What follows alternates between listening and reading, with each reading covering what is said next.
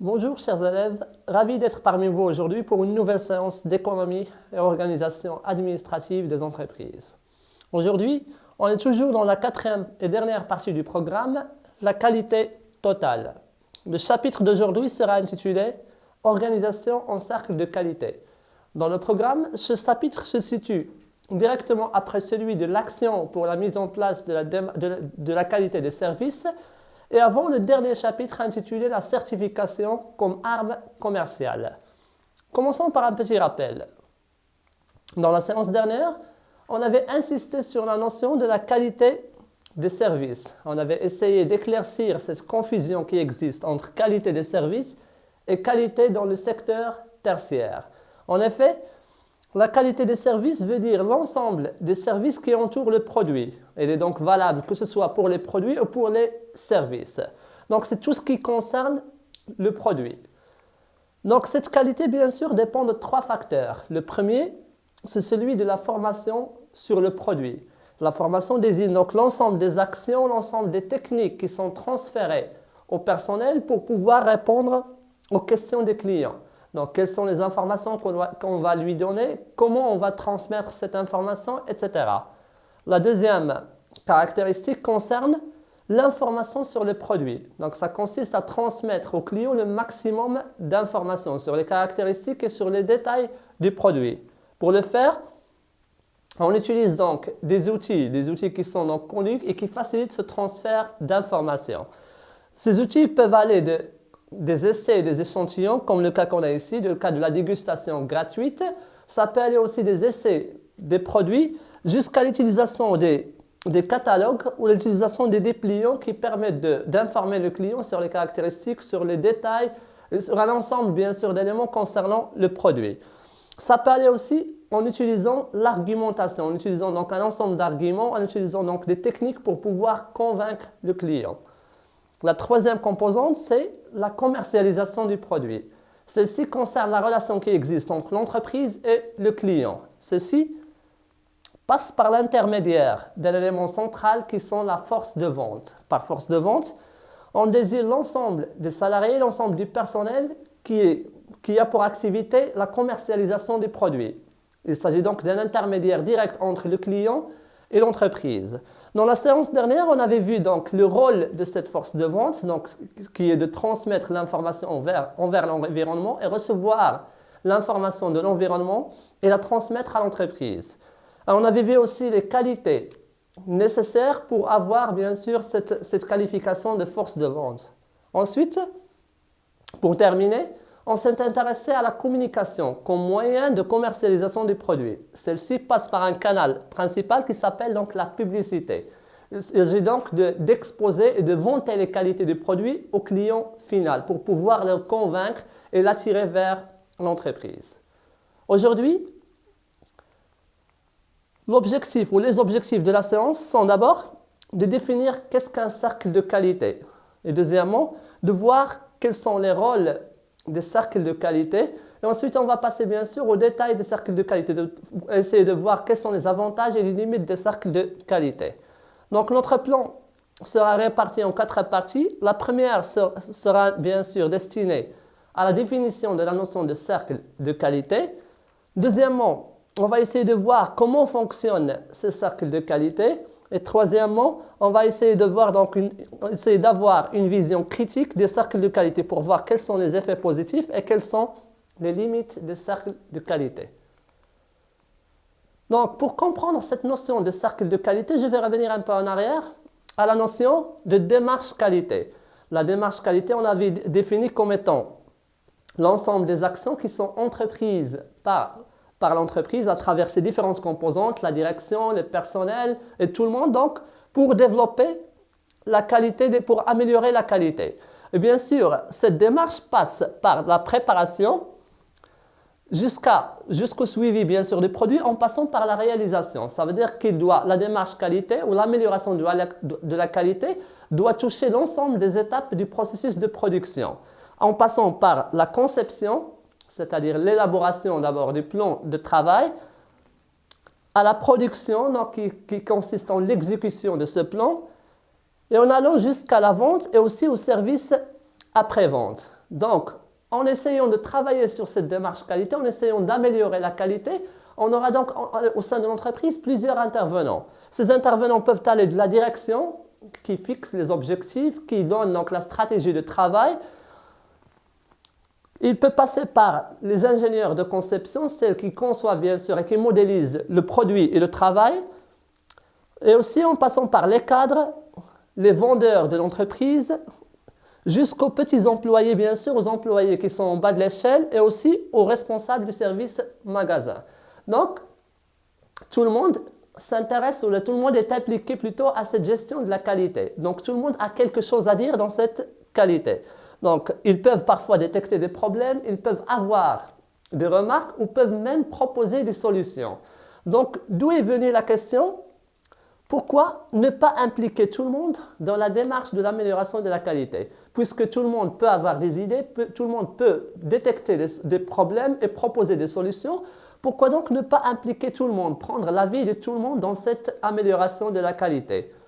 D'où l'idée est venue à l'ingénieur japonais appelé Kaoru Ishikawa.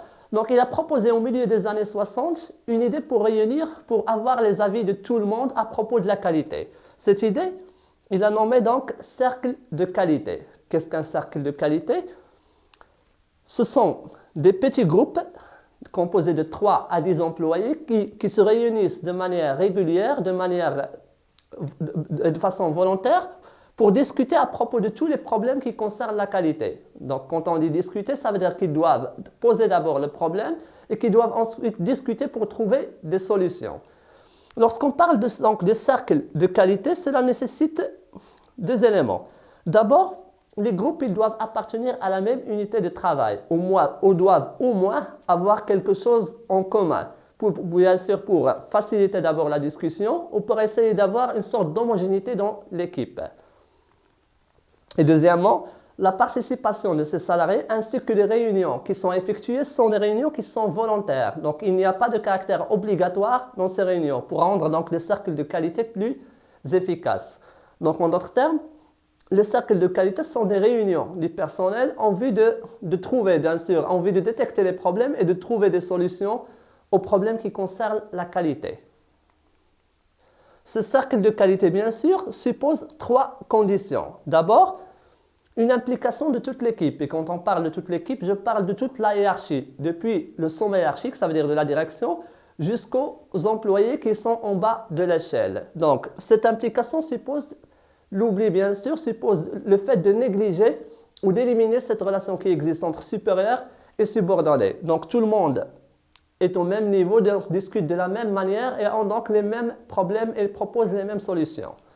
La deuxième chose, donc il faudrait considérer le client au centre comme centre d'intérêt. Ça veut dire qu'il faudrait parler un langage commun. Il faudrait faire comme objectif de ces réunions la satisfaction des clients. Ça sert d'abord à unifier donc le langage et deuxièmement à éliminer tous les autres, bien sûr, tous les éléments qui peuvent perturber le travail. Et troisièmement, il s'agit donc d'élaborer un plan de travail. Par élaboration de plan de travail, ça veut dire qu'il faudrait planifier ce qu'on doit faire. Il faudrait donc préciser les étapes par lesquelles on doit passer pour résoudre le problème. Donc les cercles de qualité ont comme objectif d'abord l'amélioration de la qualité des services. Comme j'ai dit bien sûr au début de la séance, la qualité des services veut dire l'ensemble des services qui entourent le client. Donc il a pour objectif donc la satisfaction du client final. Deuxièmement, on doit essayer donc d'éliminer tous les problèmes bien sûr, toutes les difficultés qui concernent la production pour essayer d'augmenter la productivité de l'entreprise. Troisièmement, donc on doit éliminer tout ce qui concerne, tout ce qui peut générer un gaspillage, tout ce qui peut générer des charges supplémentaires pour pouvoir réduire les coûts. Et finalement, donc il s'agit de réfléchir à la conception des produits. Ça veut dire qu'on se pose la question, comment concevoir le produit de telle façon à réduire les coûts et à augmenter bien sûr la productivité et aussi la satisfaction des clients. Donc, pour le fonctionnement des cercles de qualité, ce qu'on va appeler donc principe des cercles de qualité, donc les cercles de qualité supposent 2 éléments. D'abord, une méthode de travail et deuxièmement, des outils pour faciliter le travail. La méthode consiste d'abord en des réunions qui sont régulières. Donc, réunions, on avait dit au départ que ce sont des réunions qui sont donc volontaires, qui ne sont pas obligatoires, mais ces réunions doivent être de manière régulière pour pouvoir faire le point sur chaque partie du processus de production. Deuxièmement, ça suppose la détection de problèmes concrets. On ne va pas bien sûr détecter l'ensemble des problèmes, mais on va essayer de détecter des problèmes qui concernent la qualité. Des problèmes donc qui doivent être concrets et perceptibles par tout le monde. Troisièmement, on doit donc proposer des services qui sont, ou des solutions plutôt, qui sont efficaces et qui permettent de résoudre ces problèmes et donc d'atteindre les objectifs escomptés. Ensuite, concernant les outils, donc on peut utiliser différents outils. Ces outils, bien sûr, ne sont pas exhaustifs, ne sont pas obligatoires. Donc, ça peut aller des outils de collecte, des outils qu'on utilise pour relever, donc pour détecter les problèmes. C'est le cas, par exemple, des fiches, des cartes qu'on peut utiliser, qu'on peut remplir pour détecter les différentes défaillances. Deuxièmement, des outils de créativité. Donc, les outils de créativité, ça permet de mobiliser, permet d'abord de motiver la réflexion et de mobiliser l'ensemble du personnel pour trouver des solutions. C'est le cas par exemple des cartes mentales, du brainstorming qu'on utilise pour proposer des solutions. Et finalement, des outils d'analyse. Les outils d'analyse, bien sûr, ce sont des outils qui sont utilisés pour analyser d'abord les problèmes et pour analyser aussi les solutions proposées pour savoir quelle solution serait la plus efficace. Donc, les cercles de qualité, bien sûr, suivent un certain nombre d'étapes, un processus. Ce processus commence d'abord par la détection du problème. Et par détection des problèmes, je veux dire l'ensemble des problèmes qui concernent l'amélioration de la qualité des services. Ça peut aller de la qualité des produits de services elles-mêmes, ça peut aller aussi de la sécurité des employés, de la réduction du coût, de l'environnement, bien sûr, du travail, et aussi de la motivation et de l'implication du personnel. Deuxièmement, donc, en détectant d'abord le problème, on va essayer de trouver des solutions. Et donc, pour le faire, on commence d'abord par énumérer l'ensemble des solutions qui peuvent fonctionner. Ensuite, on va essayer d'analyser le problème, de le vérifier sur le terrain, et ensuite de consulter l'ensemble des membres, qu'ils soient bien sûr membres du personnel de l'entreprise, qu'ils soient membres des cercles de qualité ou qu'ils ne soient pas bien sûr ou qu'ils n'appartiennent à aucun cercle. Donc tout le monde va nous donner une idée sur le problème et donc on va essayer de voir quel est le problème qui a la priorité, donc choisir le problème principal qu'on va résoudre. Ensuite, à partir de ce problème, bien sûr, on va essayer de proposer des solutions et donc de choisir la solution la plus efficace. Donc on essaie d'abord de faire un brainstorming en exposant toutes les solutions présentes. Ensuite, on va commencer à éliminer pour garder 2 ou 3 solutions. Et dans l'étape finale, on va choisir la solution la plus efficace. Dernière partie, donc c'est celle de l'exécution, du suivi et du contrôle. Donc la solution proposée est ensuite appliquée en effectuant un suivi au long de la réalisation de cette solution et en effectuant aussi un contrôle final pour voir est-ce que la solution a marché ou non. Donc ces parties se répartissent généralement en deux étapes, donc problème et solution. Commençons par la première étape, celle du problème. Donc, le cercle de qualité a pour objectif d'abord de détecter le problème. Pour le faire, plusieurs méthodes existent, parmi lesquelles une méthode qui est utilisée par Ishikawa. Donc, Ishikawa, ça veut dire la première personne qui a utilisé ce cercle de qualité, a lui-même proposé une méthode pour détecter les différents problèmes. Cette méthode est appelée donc diagramme d'Ishikawa ou est appelée aussi la méthode des 5 M. Pourquoi les 5 M? Parce qu'il a essayé de résumer dans un schéma les 5 éléments qui peuvent causer des problèmes à l'entreprise. Ces 5 éléments sont d'abord le milieu. Par milieu, je veux dire le climat de travail, donc le climat au sein duquel travaillent ou fonctionnent les salariés. Donc ce climat, il peut bien sûr poser plusieurs problèmes. D'abord, celle de la luminosité. Par exemple, celle de l'espace de travail, etc. Donc, tout ce qui concerne l'espace dans lequel travaillent ses employés. Deuxièmement, la main-d'œuvre ou le personnel. Donc, tous les problèmes que concernent bien sûr le personnel. Ça veut dire l'absence de motivation, l'absence d'implication, les retards du personnel, le turnover, par exemple, le taux d'absentéisme qui est élevé, etc. Troisièmement, la matière ou les matières qui sont utilisées. Cette matière s'appelle de la matière première qu'on utilise pour concevoir le produit, qui peut être parfois une matière de très mauvaise qualité ou une matière qui n'est pas conforme. Ça peut aller aussi jusqu'aux matières qui sont utilisées par les différents services, les matières de nettoyage par exemple, les feuilles, l'encre, etc. Quatrième élément, ce sont les moyens qui sont utilisés. Par moyens, je veux dire donc matériel et équipement qui est utilisé. Parfois donc il y a trop de pannes dans les machines, le matériel utilisé n'est pas efficace, etc. Et finalement, les méthodes qui sont utilisées. Les méthodes, c'est qui veut dire donc les techniques de production, la manière avec laquelle on passe d'un service à un autre, etc. Et la relation qui existe entre les différents employés. Donc ces 5 éléments, comme je viens de dire, il les a résumés bien sûr dans un diagramme qu'il a appelé donc diagramme d'Ishikawa. On l'appelle aussi diagramme de cause à effet. Donc cet ensemble d'éléments nous permet de détecter le problème principal sur lequel on va travailler. Donc il a fait donc un petit résumé des différents problèmes que peut rencontrer une entreprise. Donc comme on a dit, ça s'appelle donc un diagramme d'Ishikawa, comme on peut l'appeler donc le diagramme des 5M aussi. Diagramme en arête de poisson, parce qu'il ressemble à une sorte d'arête de poisson. Après donc la détection du problème, l'étape suivante est celle de la solution. Et donc, pour réaliser cette solution, pour appliquer cette solution, on passe par 4 étapes. La première, celle de la planification. Donc l'équipe qui a proposé bien sûr cette solution doit commencer à répartir les tâches pour préparer le travail. Donc cette répartition des tâches consiste donc à donner à chacun sa consigne, à informer les différents services sur ce qu'ils doivent faire pour trouver une solution. La deuxième, c'est l'étape de l'exécution, dans laquelle on essaie d'appliquer la solution qu'on a trouvée pour essayer de résoudre le problème. Dans la troisième, c'est l'étape du contrôle. Donc on essaie de voir le degré, bien sûr, de réponse de cette solution au problème concerné. Donc est-ce qu'on a résolu le problème ou non? Donc à partir de la troisième étape, 3 situations se présentent en entreprise. D'abord, la solution peut se révéler non efficace et donc la solution peut ne pas marcher. Dans ce cas, on doit éliminer cette solution et revenir à la première étape. Dans le deuxième cas, cette solution, bien sûr, peut présenter certaines difficultés. Et dans ce cas, on doit essayer de l'ajuster, ça veut dire corriger les erreurs pour pouvoir réappliquer cette solution. Et la troisième option, donc la solution peut marcher parfaitement à l'entreprise et dans ce cas, elle est standardisée. Ça veut dire qu'on va la garder pour bien sûr la utiliser une autre fois. Et comme ça, donc l'entreprise constitue une sorte de portefeuille de solutions qu'il applique à chaque fois qu'il a le même problème.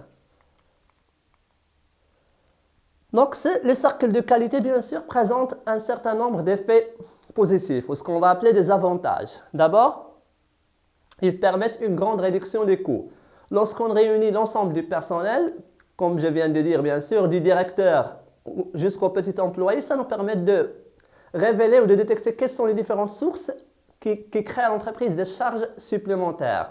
Ces différentes sources, bien sûr, ou différents éléments qui causent les problèmes sont éliminés pour pouvoir réduire les coûts. Deuxièmement, ça permet de renforcer l'efficacité du travail. Ça permet donc de rendre le travail plus efficace. Donc, en éliminant toutes les pertes de temps, en éliminant par exemple les pertes d'efforts, on essaie d'atteindre les objectifs rapidement. Troisièmement, ça permet d'améliorer l'implication et aussi la motivation du personnel. Donc, en négociant, bien sûr, en concertant avec l'ensemble des membres d'entreprise, depuis le magasinier aux employés, aux cadres, etc., on donne à chacun une responsabilité et on le valorise. En le valorisant, cette personne est donc motivée et impliquée. Ils se sentent comme membres efficaces de l'entreprise. Elle permet aussi d'améliorer la compétitivité de l'entreprise. Donc, j'ai dit au début que l'entreprise réduit d'abord ses coûts, ensuite, elle renforce son efficacité, ce qui lui permet donc d'avoir un avantage par rapport aux autres concurrents, par rapport aux autres entreprises. Et c'est donc ce qu'on a appelé la compétitivité. Ça permet aussi d'avoir un bon sens relationnel. Le fait de discuter à chaque fois donc, entre l'ensemble des membres de l'entreprise, le fait de se regrouper, de se réunir, permet donc de donner à chacun ce sens, bien sûr, ce sens de relationnel, ce sens de communication entre les différentes équipes et ce sens aussi d'esprit d'équipe. Ces cercles de qualité présentent aussi certaines limites. Ces limites sont généralement relatives aux conditions de ces cercles de qualité. Donc on avait dit que ce sont des réunions périodiques entre les différents membres du personnel. Donc ces réunions nécessitent d'abord une formation du personnel. Donc le personnel doit connaître, puisque c'est un personnel hétérogène composé d'employés, de cadres, d'ingénieurs, de directeurs. Donc il doit avoir les techniques et les manières pour pouvoir d'abord discuter et pour pouvoir exposer le problème ainsi que la solution du problème. Il nécessite aussi le sens de stabilité et la sécurité du personnel. Dans les entreprises qui ont un taux de rotation très élevé, ça veut dire qui connaissent donc des licenciements et des recrutements de nouvelles personnes, il n'y a pas de stabilité, il n'y a pas aussi de sécurité. Donc, le personnel ne va pas se sentir impliqué, il ne peut rien donner à ces cercles de qualité. La formation, ainsi bien sûr que ces réunions génèrent aussi des coûts supplémentaires, des charges que l'entreprise doit supporter pour garder ces cercles de qualité. Donc, bref, je vais essayer maintenant de récapituler. Ce qu'il faudrait retenir de cette séance, c'est d'abord la notion de cercle de qualité. Les cercles, comme on vient de dire, ce sont des petits groupes qui se réunissent de manière périodique pour trouver des solutions à des problèmes qui concernent la qualité. Ces solutions, bien sûr, pour les trouver, on doit respecter certaines règles. Donc, les réunions doivent être de manière périodique, ils doivent avoir un caractère volontaire et ensuite, donc, ils doivent réunir l'ensemble des membres qui sont concernés par la qualité. Ce cercle de qualité, bien sûr, présente plusieurs avantages. Donc, ils permettent à l'entreprise de réduire les coûts, d'améliorer son efficacité, sa compétitivité, mais ils ont aussi des limites. Ils se posent donc des conditions qui sont parfois difficiles à appliquer. Ça concerne la formation du personnel, ça concerne aussi la stabilité du personnel. Et ça peut aussi aller à l'encontre de l'objectif escompté. Parfois, donc on a dit que les cercles de qualité ont pour objectif de diminuer plutôt les coûts. Donc, ils peuvent parfois aller à l'augmentation des charges de l'entreprise. Donc, la séance prochaine sera consacrée donc, à un chapitre qui sera appelé donc, la certification comme arme commerciale. Dans ce chapitre, on va s'intéresser aux normes de qualité qui sont connues donc, et que vous utilisez souvent, donc les normes ISO ainsi que les autres normes. Donc, avant de terminer, je vous remercie pour votre attention et à la séance prochaine.